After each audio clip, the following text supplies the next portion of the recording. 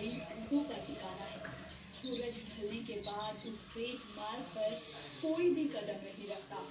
अगर किसी ने भी गलती से कदम रखा तो समझो वो मर गया। उसी भूतिया मार्ग से जुड़े बहुत से गांव हैं। उन्हीं में से एक गांव माधवगढ़ है। इस गांव में पहुंचने के लिए इस भूतिया मार्ग से गुजरना पड़ता है। लेकिन इस भूतिया मार्ग पर एक बहुत ही बड़ी सी महाकाल शिला है, जिसमें एक बड़ी ही भयानक चुड़ैल वास किया करती थी। उस कस्बे के रिवाज के अनुसार जब शाम होती है तो हर विवाहित महिला को दिया जलाकर उस शिला पत्थर के सामने स्थित बने खंबे से अपने मंगलसूत्र को लटकाकर बिना पीछे देखे चले जाना होता है। और दूसरे दिन सुबह वो सभी औरतें स्नान करके आती हैं और अपने अपने मंगलसूत्र को अपने गले में डालकर चली जाती हैं। और अगर वो ऐसा नहीं करती तो वो चुड़ैल आक्रोश में आ जाती है। ललिता और उसका आदमी, तुम दोनों यहाँ आओ। क्या तुम दोनों मेरे शिला पत्थर के सामने मंगलसूत्र नहीं रखे हो? तुम्हारी इतनी हिम्मत? हमें मत मारो, हमसे गलती हो गई, ऐसे ऐसा नहीं होगा।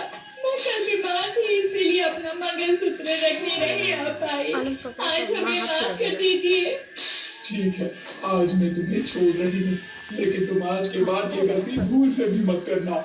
ये कहकर वो चुड़ैल अपने महाकाल शिला की ओर चली जाती है। और वहीं अगली रात सभी औरतें अपने कीमती सोने के मंगलसूत्र शिला स्तंभ के पास छोड़कर चली जाती हैं, जिसके बाद भी उसे कोई नहीं चुराता। लेकिन इसके पीछे क्या कारण था? क्यों गांव की सभी औरतें उस शिला स्तंभ के पास अपने मंगलसूत्र को छोड़ा करती थी? और वो चुड़ैल कौन थी?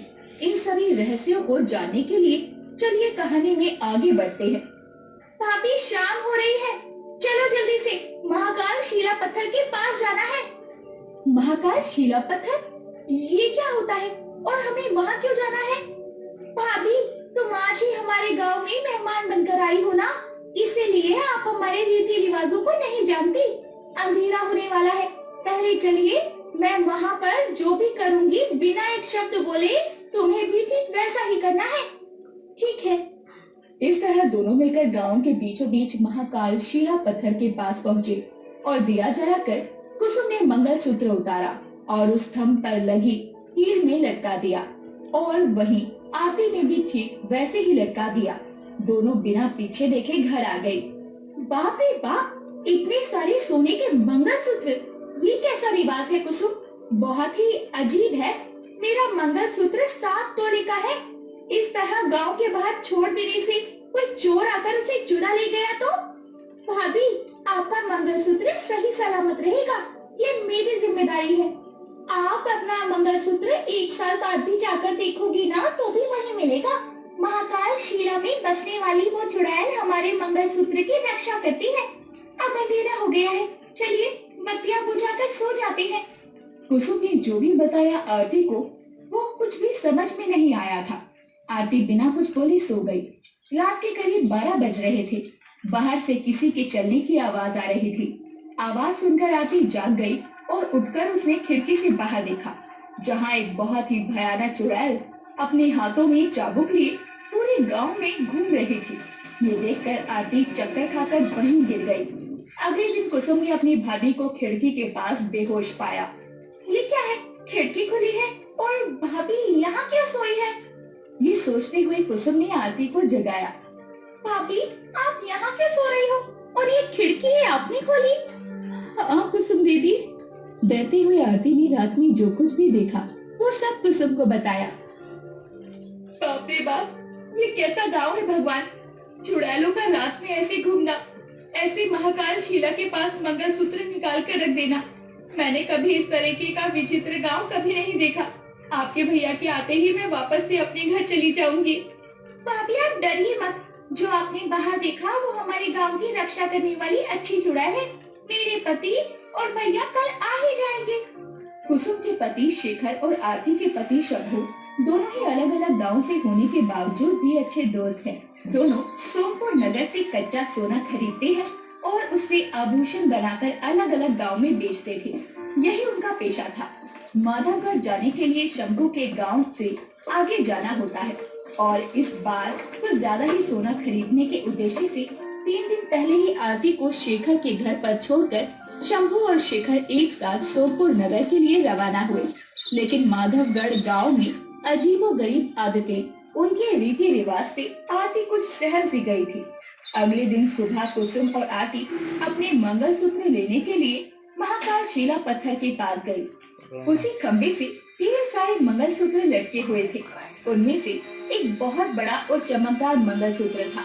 उसे देखते ही आरती की आंखें चमक उठी। वाह, कितना अच्छा मंगलसूत्र है ये। नाना, भाभी उसे मत छूना। इससे पहले कि कुसुम अपनी भाभी को रोक पाती, उसने उस मंगलसूत्र को छू लिया। ये क्या अनर्थ कर दिया आपने? इस मंगलसूत्र को क्यों छुआ? सुंदर है, प्यारा है, इसीलिए छुआ। क्या गलत है? वो महाकाल शिला की चुड़ैल आपके पति को सजा दिए बिना नहीं छोड़ेगी। डरते हुए ही सही वो दोनों घर आ गए। ये अब दूसरी ओर अंधेरा हो रहा था, जहाँ शेखर और शंभू वापसी में भूतों के रास्ते पर चले जा रहे थे। शंभू भाई, अंधेरा हो चुका है। ये रास्ता भूतों का रास्ता है। यहीं सोकर कल सुबह चलेंगे। हमारे पास बहुत सोना है यार। इस तरह जंगल में रात गुजारेंगे तो कैसे चलेगा? कोई चोर हमें लूट लेगा तो? डरो मत, हमारे गांव में भूतों के रास्ते की जानकारी रखने वाला कोई भी इस रास्ते से नहीं आएगा। हम इस पेड़ के नीचे सो जाते हैं। वो दोनों पेड़ के नीचे सो जाते हैं। वहीं अब आधी रात हो चुकी थी। शंभू, शंभू, तुम सो रहे हो? आओ मेरे पास आओ शंभू, तुम ही आ जाओ मेरे पास। इस तरह किसी के बुलाने की आवाज सुनकर वो उठा और सम्मोहित होकर भूतों की राह में मदहोशी की हालत में अकेले ही शिला पत्थर के सामने चला गया, जहाँ चुड़ैल उसका पहले से इंतजार कर रही थी। चुड़ैल को देखते ही शंभू होश में आ गया। मुझे मत मारो, मुझे छोड़ दो, मुझे छोड़ दो।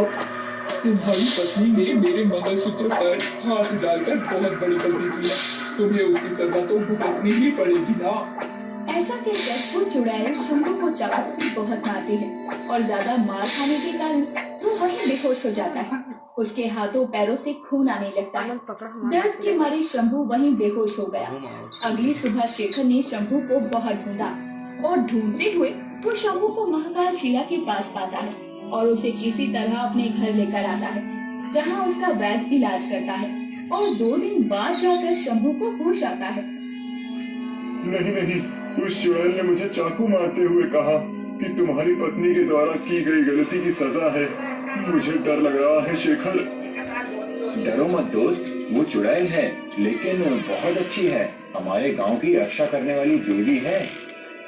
पता नहीं कैसी देवी है, सिर्फ मंगलसूत्र को छूने से ही इतनी बड़ी सजा। इस गांव में मुझे बहुत डर लग रहा है। मैं अपने गांव चली जाऊंगी।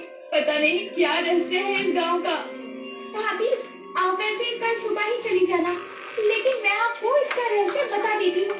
कई सालों पहले इस गांव के मुखिया की बेटी नैना का विवाह हुआ। नैना बहुत सुंदर और साहसी और ईमानदार थी। नैना का विवाह तो हो गया और वो अपने ससुराल चली गई। कुछ दिनों बाद एक दिन रोते हुए वो अपने मायके आ गई। पिताजी, मेरा मंगलसूत्र खो गया। मेरी सासू माँ ने मुझे बहुत डांटा और उसने ये कहकर मुझे घर से निकाल दिया कि मेरा मंगलसूत्र खोना अशुभ होता है। तुमने मंगलसूत्र निकाला क्यों बेटी? खैर कोई बात नहीं, मैं आज ही पंडित जी से बात करता हूँ इस समस्या के बारे में। जिसके बाद माधव पंडित जी को सारी बात बताकर इस समस्या का निवारण निकालता है। मुखिया जी, मणि रत्न की मंगलसूत्र बनवाकर फिर से पति के हाथों गले में बंधवाइए, सारे दोष खत्म हो जाएंगे।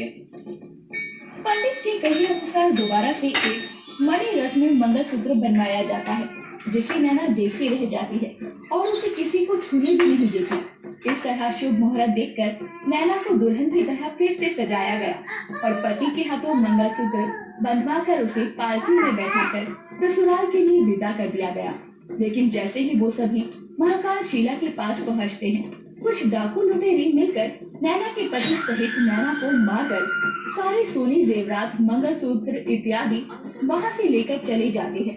वहीं कुछ देर बाद नैना चुड़ैल बनकर वापस आ जाती है। नहीं छोड़ूंगी, किसी को नहीं छोड़ूंगी। मैं अपना मंगलसूत्र उनसे लेकर ही रहूंगी। इस तरह कहते हुए वो चुड़ैल उन सभी डाकुओं को मारकर अपने मंगलसूत्र को वापस हासिल कर लेती है और कहती है, आज के बाद किसी भी औरत का मंगलसूत्र कोई नहीं चुरा सकेगा, क्योंकि उनके मंगलसूत्र की रखवाली अब से मैं करूंगी और अब मैं इस महाकाल शीला के अंदर ही रहूंगी। ये सारी बात मुखिया को पता चलती है और तब से ही वो नैना चुड़ैल हमारे मंगलसूत्र सहित गांव की भी रक्षा करती है। तो ये था उस चुड़ैल देवी का रहस्य। अच्छा, तो ये बात है, वो तो बहुत ही अच्छी चुड़ैल देवी है जो इस गांव की रक्षा कर रही है, लेकिन हम फिर भी कल सुबह अपने गांव लौट जाएंगे। ये कहते हुए अगली सुबह आरती और शंभू वापस अपने गांव लौट जाते हैं। वहीं वो चुड़ैल आज भी सभी औरतों के मंगलसूत्र की रक्षा करती है।